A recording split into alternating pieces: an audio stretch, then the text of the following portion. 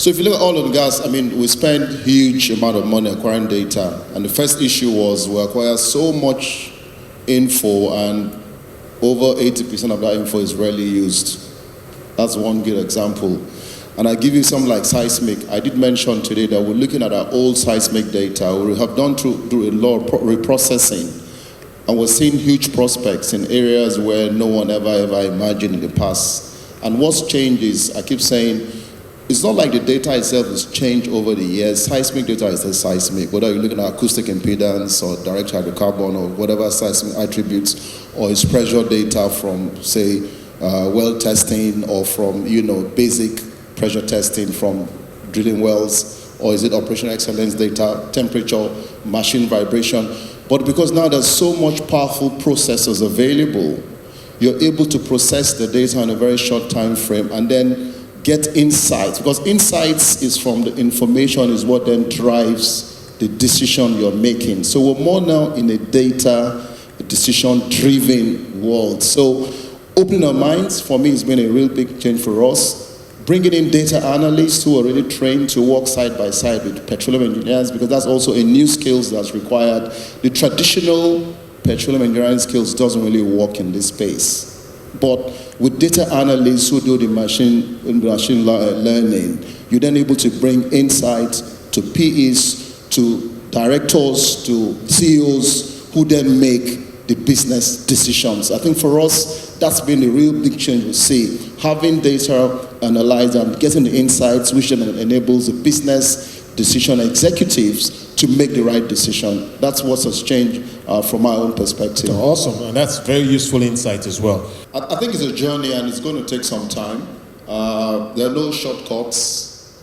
I hear you say help to understand, and I do agree with you that it will take some time. But the honest truth is, if I look at the survey that was carried in 2016 by IFS, Industrial and Financial Systems, so 88% of companies surveyed said that they were going through digital transformation efforts, but only 25% of them actually understood what digital transformation is about.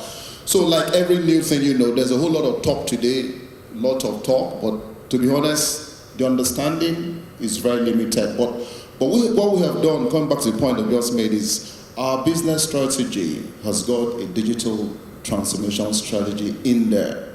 Business is about value, right? For us, we go to the market, we raise capital, we make commitment to return value to all our stakeholders and shareholders. So our perspective is AI is around how do you now leverage on these to even maximize value. Whether I like it or not, I mean, if you look at Africa, over 600 million people still don't have access to electricity, right?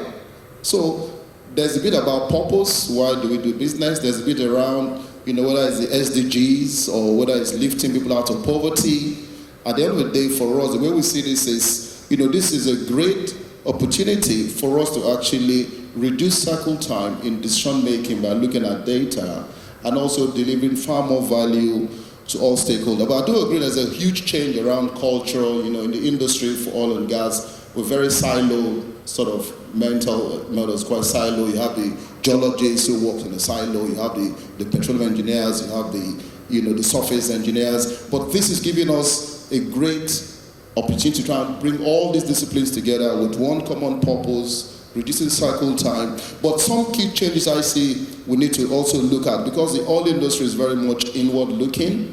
We've got to be more outward looking, and we have to learn from other industries. If you look at what companies like Google or Amazon are doing around driverless technology, robotics, I think we're becoming more open-minded now to look at what we can learn from what's happening outside. And I'll give you a very good example. Ultrasound. You all know ultrasound technology, which has been there for ages. When my wife got pregnant, those of you who are married, you go to ultrasound, right? To see whether the baby is moving or not. With just sound technology, you're able to detect problems in your wells, like leaks or pipelines.